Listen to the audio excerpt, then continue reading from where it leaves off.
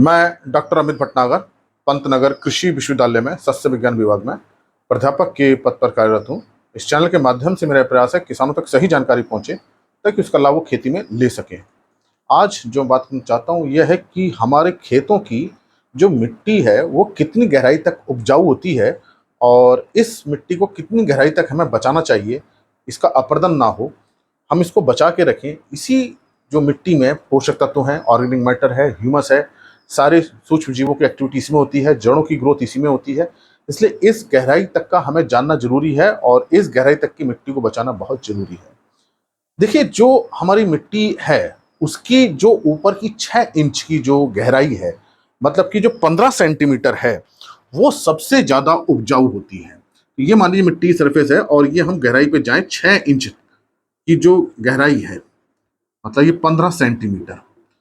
हालांकि मिट्टी तो बहुत गहरी होगी, लेकिन ये जो गहराई है 6 इंच वाली, ये सबसे ज्यादा उपजाऊ होती है। क्योंकि जो जड़ें होती हैं, अधिकतर जड़ें जो है यहाँ रहती हैं, हालांकि नीचे तक जाती हैं, लेकिन जो हमारे पौधे की जो ग्रोथ हो रही है, जो एक्टिव रूट्स हैं, जो न्यूट्रिएंट्स को लेती हैं, पानी को लेती हैं, वो इसी 6 इंच तक की गहराई तक ही होती हैं। तो ये 6 इंच की जो गहराई है बहुत इंपॉर्टेंट। हालांकि जड़ें नीचे जाती हैं, लेकिन वो जड़ें बहुत ज्यादा नहीं होती हैं। जो फंक्शनल रूट्स हैं, जो पौधे को सपोर्ट करती हैं पूरे लाइफ टाइम, वो इसी गहराई में होती हैं। तो सबसे ज्यादा जो न्यूट्रिएंट्स होते हैं, पोषक तत्व होते हैं, वो इसी में होते हैं। ऑर्गेनिक मैटर है, जिसे हम जैविक पदार्थ बोलते हैं, जैव पदार्थ हैं, वो इसी में है। ह्यूमस सबसे ज्यादा इसी में है। और माइक्रोबियल एक्टिविटी जो है, सूक्ष्म जीवों की जो सक्रियता है, चाहे बैक्टीरिया है, फंगस है, वो सब इसी में है। तो जो हमारे सूक्ष्म जीव हैं वो सबसे ज्यादा इसी में एक्टिव रहते हैं। और यहाँ चूंकि देखिए जड़ें रहती हैं और फसल जब हम हार्वेस्ट कर लेते हैं तो ये जड़ें यहीं पे डिकम्पोज होती हैं, यहीं उनका अपघटन होता है। तो इसी कारण से ऑर्गेनिक मैटर यहाँ ज्यादा होता है। इसके अलावा जो लीफ फॉल होता है, पत्तियां गिरती हैं नीचे ऊपर से, तो वो भी ऊपरी ही सतह में ही रहती हैं। तो ये जो गहराई है मिट्टी की, ये बेस्ट हम कह सकते हैं प्लांट के लिए होती है। और सूक्ष्म जीव बहुत ज्यादा इसी में होते हैं और सूक्ष्म जीवों की सहायता से ही ऑर्गेनिक मैटर डिकम्पोजिशन होता है, न्यूट्रिएंट मिनरलाइजेशन होता है। खासतौर से जो नाइट्रोजन साइकिल है वो इसमें होती है, सल्फर साइकिल है, सल्फर जो मिलता है गंधक वो इसमें मिलता है। बहुत सारे न्यूट्रिएंट की साइकिलिंग में ये माइक्रोब्स हेल्प करते हैं।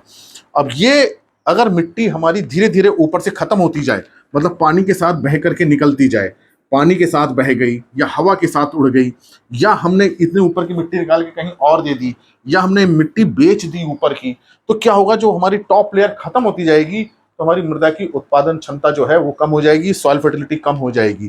तो ये जो जोन है यही हमारा सॉइल फर्टिलिटी का सबसे बढ़िया जोन होता है, जहां हमें सबसे ज्यादा फसल की उत्पादन मिलता है। तो यहाँ की सॉइल फर्टिलिटी को बचा के रखना बहुत जरूरी है, बनाना ही बहुत जरूरी है, क्योंकि हम जो खाद देते हैं वो अधिकतर ऊपरी ही सतह में रहती है। तो अगर ये मिट्टी बह रही है धीरे धीरे पानी के साथ, तो समझिए कि हमारी सॉइल फर्टिलिटी खत्म हो रही है। तो इसका अपरदन हमें रोकना चाहिए। ऊपर की मिट्टी हमें बेचनी नहीं चाहिए। ऊपर की मिट्टी हम बेचेंगे तो जो नीचे की मिट्टी आएगी वो उतनी उपजाऊ नहीं होती, उत्पादन क्षमता कम हो जाती है। यही कारण होता है कि जब हम अपने खेत की मिट्टी को बाहर निकाल देते हैं या बेच देते हैं, यहाँ निकाल कर किसी दूसरे एरिया में डाल देते हैं, तो यहाँ का जो खेत है उसकी ताकत कम हो जाती है, उतना उत्पादन क्षमता नहीं होती। इसलिए आपका यही प्रयास होना चाहिए कि जो हमारी ऊपर की जो 6 इंच की मिट्टी है, मतलब 15 सेंटीमीटर जो है हमारा है, ये 15 सेंटीमीटर 6 इंच हमको हर प्रकार से बचा के रखना चाहिए। पानी से बहाव से बचाना चाहिए, जो मृदा अपरदन हो रहा है उसको रोकना चाहिए। इस मिट्टी का कटाव रोकें, कटाव ना हो ना, इस मिट्टी को बेचें। हालांकि हो सकता है आपको बेचने से उस समय पैसा मिल जाए, लेकिन बाद में ये उसमें उत्पादन क्षमता बहुत कम हो जाएगी और कोई भी आप चीज लगाएंगे उतना अच्छा उत्पादन नहीं मिल पाएगा। तो हमारा प्रयास यही होना चाहिए कि जो ऊपर की मिट्टी है उसकी फर्टिलिटी को बना के रखें, क्योंकि यही बेस्ट है फसल के लिए। तो जिन खेतों की ऊपर की टॉप की मिट्टी अच्छी बनी हुई है उनमें उत्पादन क्षमता अच्छी होती है, उससे हमें अच्छा लाभ मिलता है। इसलिए आप अपना पूरा प्रयास ये करें, अपने खेत की मिट्टी को बचाएं।